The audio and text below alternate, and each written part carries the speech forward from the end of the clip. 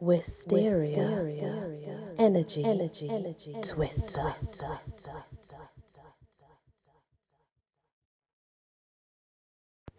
Hello everyone, welcome back to the Legends of Breton or Britanny, the French influence. The country now began to flourish because of the many innovations introduced into it by the wisdom of its French rulers.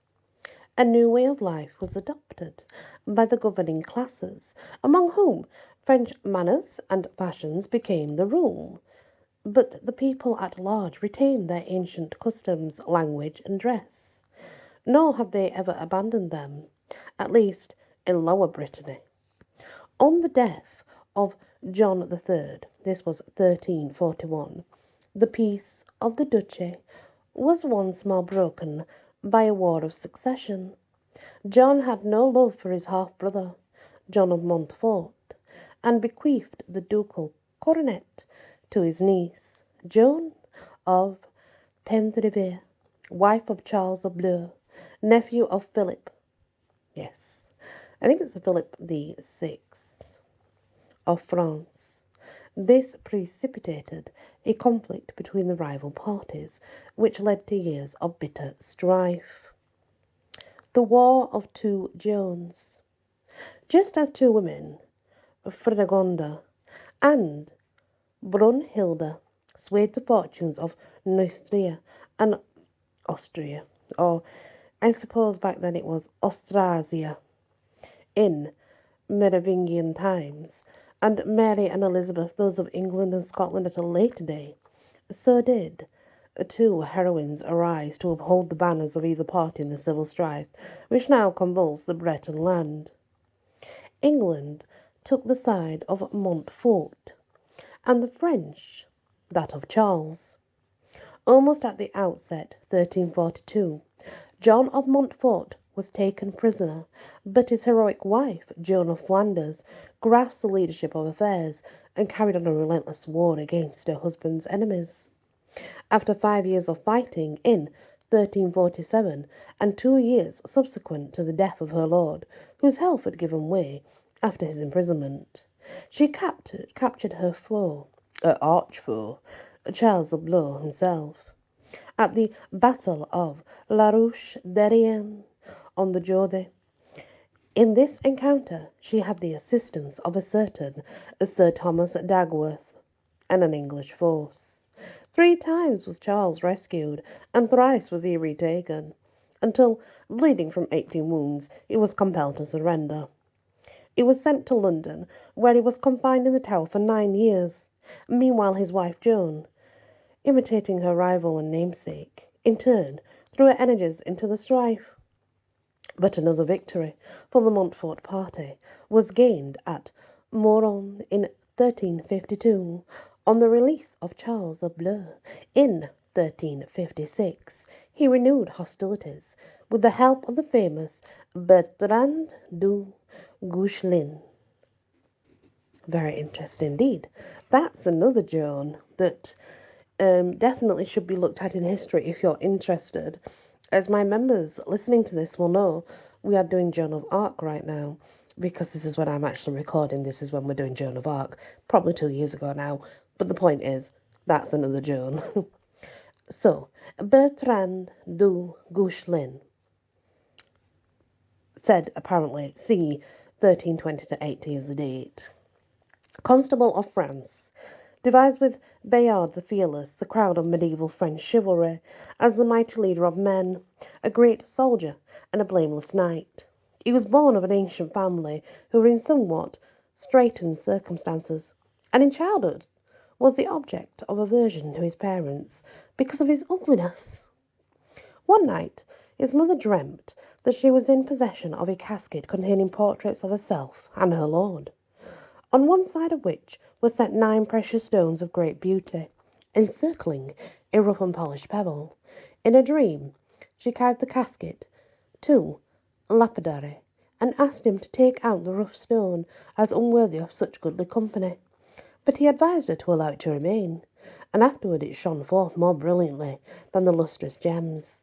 The latest superiority of Bertrand over her 9 other children fulfilled the mother's dream, or prophecy, shall we say. At the tournament, which was held at Rennes, this was in 1338, to celebrate the marriage of Charles the Bleu with Joan of Penthièvre, young Bertrand, at that time only some 18 years old, unhorsed the most famous competitors. During the war between Bleu and Montfort, he gathered around him a band of adventurers and fought on the side of Charles V, doing more despite the forces of Montfort and his ally of England.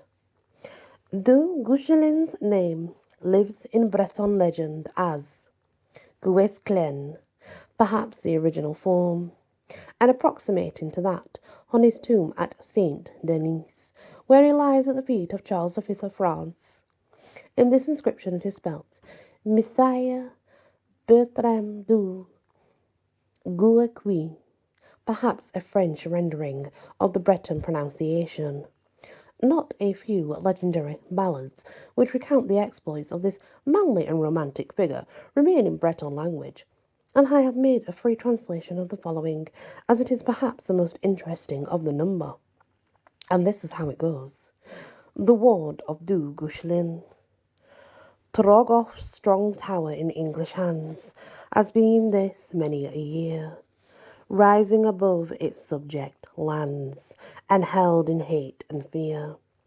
That rosy gleam upon the sword is not the sun's last kiss. It is the blood of an English lord who ruled the land amiss. O sweetest daughter of my heart, my little Marguerite, come carry me the midday milk to those who bind the wheat. O gentle mother, spare me this, the castle I must pass, where wicked Roger takes a kiss from every country lass.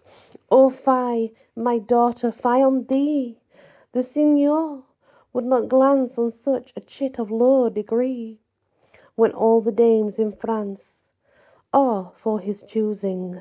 Mother mine, I bow unto your word, mine eyes will ne'er behold you more. God keep you in his guard. Young Roger stood upon the tower of Trogoff's grey chateau. Beneath his bent brows did he lower upon the scene below. Come hither quickly, little page, come hither to my knee. Canst spy a maid of tender age? Ha! She must pay my fee. Fair Marguerite tripped swiftly by beneath the castle shade, when villain Roger, drawing nigh, steals softly on the maid. He seizes on the milking pail she bears upon her head. The snow-white flood she must bewail, for all the milk is shed. Ah, cry not, pretty sister mine, there's plenty and to spare of milk and eck of good red wine within my castle there. Ah, feast with me, or pluck a rose within my pleasant garth, or stroll beside your brook which flows in brawling Sylvan Marth. No feast, no flowers, no evening hair, I wish, I do entreat. Fair Signor, let me now repair to those who bind the wheat. Nay, damsel, fill the milking pail, the dairy stands but here. Ah, foolish sweeting, wherefore quail? For thou hast naught to fear. The castle gates behind her close, and all is fair within. Above her head the apple glows, the symbol of our sin. O Signor, lend thy dagger keen, that I may cut this fruit. He smiles, and with a courteous mien, he draws the bright blade out. The end. That's a very interesting poem indeed. When we come back, we're going to look at the death of Marguerite, of course, in the castle of Trogoff. She has just obviously gone to the castle, but the next part is her death. But it does start with a very nice poem indeed. So at least we have more poems, guys. Very interested to read about the history. You know, I love history. Absolutely love history. I really do. Thank you for listening, and many blessings. Wysteria, energy, twister.